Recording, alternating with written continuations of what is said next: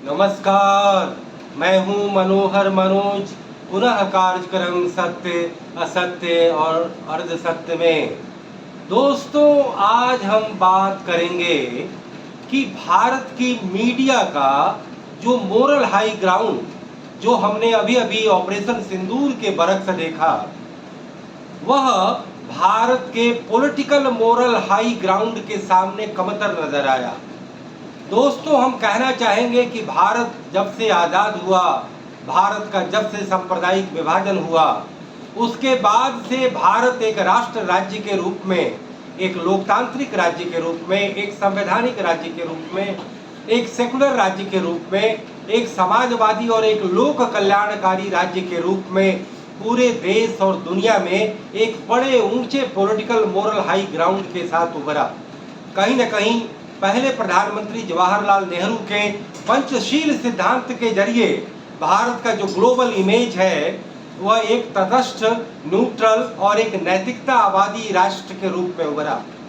जब पूरे दुनिया में परमाणु हथियारों को लेकर के होड़ मची, हमने उस होड़ में हमने शामिल होने से पीछे अपने आप को नहीं रखा, क्योंकि कहीं न कहीं शक्ति संतुलन का सिद्धांत ये बताता है कि हमें कहीं न कहीं हथियारों को लेकर के आदर्शवाद हमें की नीति अपनाना कहीं से भी वाजिब नहीं है। यह ठीक है कि जापान जैसा एक मजबूत देश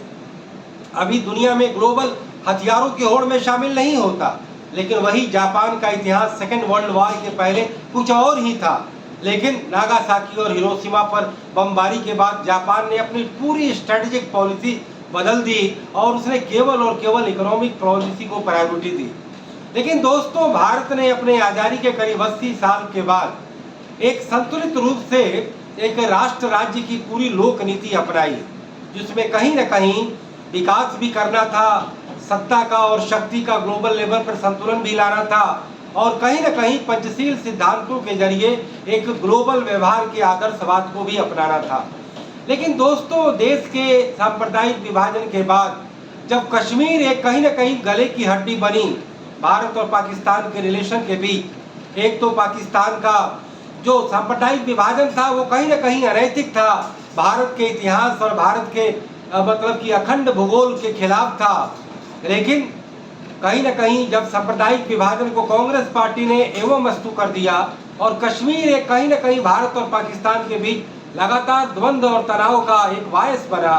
भारत ने यह मौक़िफ़ लिया कश्मीर के बहाने कि एनफ इज एनफ, हम अपने अब देश का विभाजन नहीं कर सकते, हम एक सेकुलर राष्ट्र में एक अल्पसंख्यक बहुल मेजोरिटी स्टेट को भी हम कहीं न कहीं उसको अपने सोवरेंटी का पार्ट बनाए रखेंगे और इस आधार पर कश्मीर को लेकर भारत और पाक में लगातार द्वंद्व होते आए। लेकिन कुल मिलाकर के कश्मीर के जितने भी नैरेटिव दिए गए, जितने पर्सपेक्टिव परोसे गए, जिस तरीके से दुनिया के मजबूत राष्ट्रों ने पाकिस्तान को एक पपेट राष्ट्र के रूप में बनाकर भारत के खिलाफ एक चेकमेट बनाया, दुनिया के दो ग्लोबल पावर जो अमेरिका और रूस में जब शीत युद्ध हुआ तो रूस के खिलाफ पाकिस्तान को चेकमेट बनाया, उस आधार के बावजूद भारत का मोरल हाई ग्राउंड लगातार पाकिस्तान से ऊंचा रहा है। भारत ने लगातार नैतिकता की लड़ाई लड़ी है, भारत ने कभी भी पाकिस्तान को नॉन एग्जिस्ट करने की प्लानिंग नहीं की है। लेकिन ये पाकिस्तान का लगातार एक इस्लामिक कट्टर राष्ट्र के रूप में अपने को विस्तार करना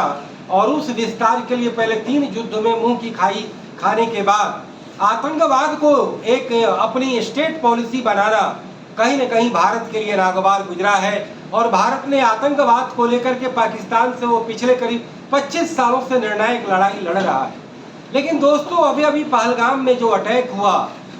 और जाहिर तौर पे पाकिस्तान के उन तंजीमों ने, उन आतंकवादी तंजीमों ने इस घटना को एक तरह से कहीं न कहीं फलितार्थ किया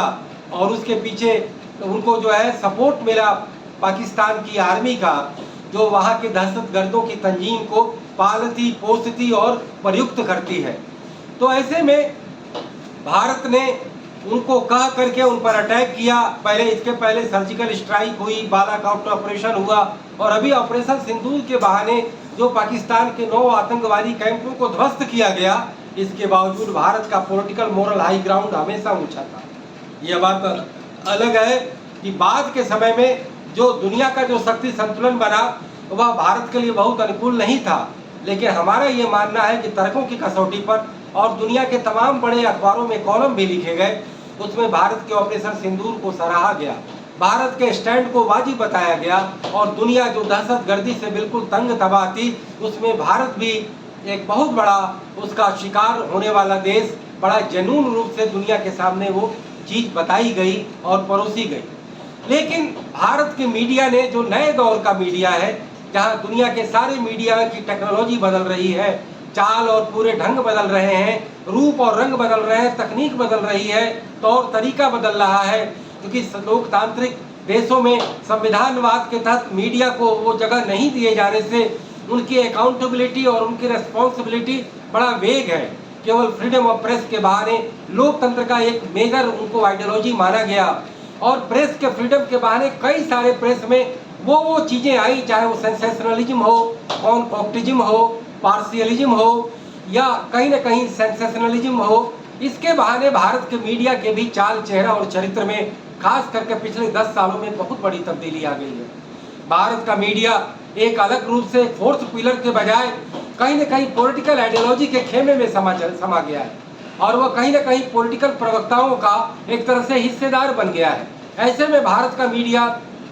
जो 2 गुटों में बंट चुका है, भारत का मीडिया जो डिजिटल, टीवी और प्रिंट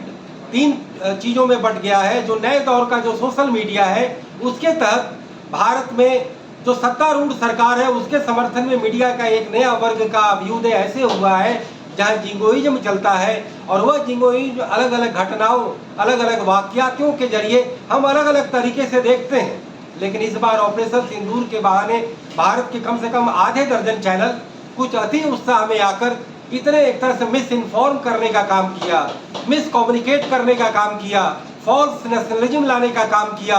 गलतफहमी में लाने का काम किया, खुशफहमी में लाने का काम किया और इल कम्युनिकेट, बैड कम्युनिकेट किया।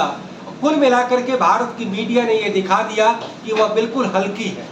वह बिल्कुल सस्ती है, वह बिल्कुल जो है एक तरह से पावने में बहती है, उसे कोई ऑब्जेक्टिविटी से मतलब नहीं है, उसे कोई इम्पार्शियलिटी से मतलब नहीं है, उसे कुल मिलाकर के जो एक बिल्कुल सच्ची और सही रिपोर्ट करनी चाहिए थी, एक तरह से जनता को गुमराह किया गया। कभी इस्लामाबाद पर कब्जा हो रहा था, कभी पाकिस्तान के विमान को गिराए जाने की बात हो रही थी, कभी उनके पायलट को उनको कब्जा करने की बात हो रही थी, कभी वहाँ के आर्मी चीफ को बंकर में छिपे होने की बात की जा रही थी, तो कभी पाकिस्तान के प्रधानमंत्री को कहीं ना कहीं एक तरह से उनको बाहर जाने की बात की जा रही थी। लेकिन अंत में हमने क्या देखा कि ये सारे फॉल्स न्यूज़ थे। भारत की आर्मी ने, जो एक प्रोफेशनल आर्मी है पाकिस्तान की आर्मी से, जिसका चरित्र बिल्कुल अलहदा है, वह बिल्कुल डिसिप्लिन्ड वे में और प्रोफेशनल वे में और सिविल एडमिनिस्ट्रेशन के बिल्कुल आदेश पर काम करती है, वह इंडियन आर्मी की बदौलत, हालांकि ठीक है कि इंडियन आर्मी ने भी माना कि कुछ उनसे गलतियां हुई, लेकिन उन गलतियों से उन्होंने तुरंत सबक सीखा, तुरंत उसे रेक्टिफाई किया और अपनी वॉर स्ट्रेटजी में आमूल चूल परिवर्तन किया और बड़े ही टाइमली उसमें चेंज लाया और उसके बड़े अच्छे नतीजे मिले। कुल मिलाकर के पाकिस्तान को पूरी दुनिया जानती है कि शुरू में हमने 9 आतंकवादी कैंपों को 26 हमलों के जरिए उन्हें पूरे तौर पे तंग तबाह किया और वह मंजर वैसे ही दिखाई पड़ता था जैसे हमास के ठिकानों पर इजराइल की बमबारी से दिखा करता था। तो भारत की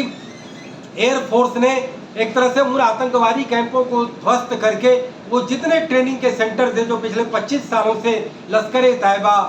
जैसे मोहम्मद और हिजबुल मुजाहिदीन के कैंप चला करते थे, आतंकवादी तैयार होते थे, उनकी नर्सरी होती थी, वहाँ से तैयार होकर के उन्हें जिहाद के थॉट के जरिए भर करके उन्हें सीमा पार कराया जाता था और यहाँ पर कत्ल गारत का मंजर एक तरह से दिखाया जाता था। लेकिन उसके बाद जब पाकिस्तान ने लगातार ड्रोन हमले किए, कथित रूप से राफेल गिराया गया,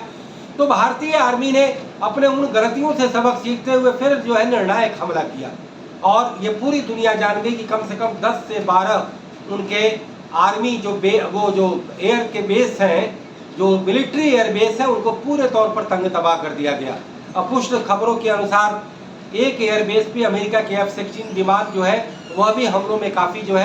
एक तरह से उनको तंग तबाह हुए, ऐसा ये बताया जा रहा है। तो कुल मिलाकर के भारत की आर्मी ने उन 4 दिनों के ऑपरेशन में एक स्ट्रॉन्ग मैसेज दिया कि भारत अब आतंकवाद की किसी भी हरकत को बर्दाश्त नहीं करेगा।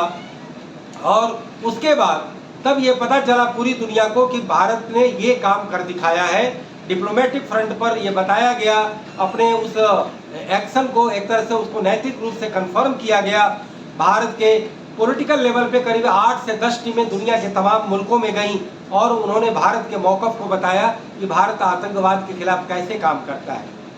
बस उसमें बात यह है कि कश्मीर को केवल अटूट हिस्सा बोलने के बजाय भारत को अब यह कहना चाहिए कि हमने जो देश का विभाजन कराया वो गलत कराया।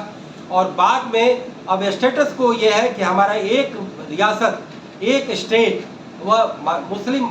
मेजॉरिटी है, यानी कि हमारे पूरे देश की माइनॉरिटी की मेजॉरिटी है। तो भारत के सेकुलर, भारत के कॉन्स्टिट्यूशनल और भारत के डेमोक्रेटिक देश में उसका एक होना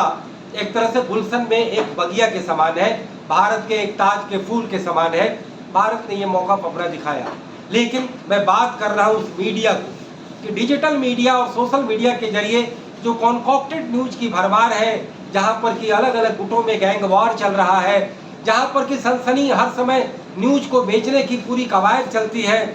मार्केट में सनसनी बिकती है, मार्केट में झूठ ज़्यादा बिकता है, भारत मार्केट में, मीडिया के मार्केट में नफरत बिकती है। इन सारे ऑड एलिमेंट को भारत के डिजिटल मीडिया ने अपनाकर ऐसा झूठ परोसने का काम किया कि उसमें भारत राष्ट्र राज्य का जो मोरल हाई ग्राउंड है वो कहीं न कहीं कमतर दिखाई पड़ा।